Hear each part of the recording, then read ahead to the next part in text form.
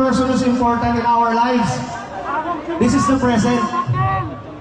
Brother, sabi you located to speech, but let me just speak about your history. When everybody is turning their backs on Zamboanga City, including the two councils before, there is one person who dreamed. Yan dreamlike, kaya lang siya kasi ulo ng U-turn niyo. And this is not Marlon. Yes!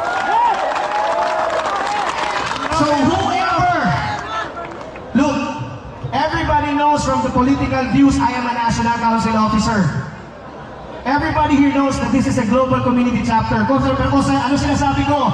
Thou shalt not touch Zamboanga City. Zamboanga will remain one, whatever the Constitution they'll follow. Because of that, I have a gift in behalf of our sponsors in Manatee, Manila. I'd like to open you one thing. I hope this would be a remembrance for Brad Bongtan, which is actually you, Brad Bongtan, giving this to Brother Marlon instead. Ibahin natin. This is now. Let's open this. Nice.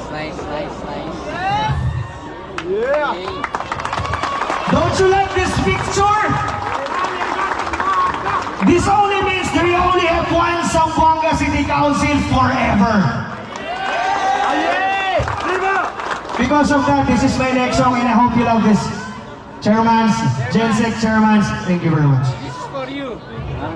Hindi kita kinig yun, puta.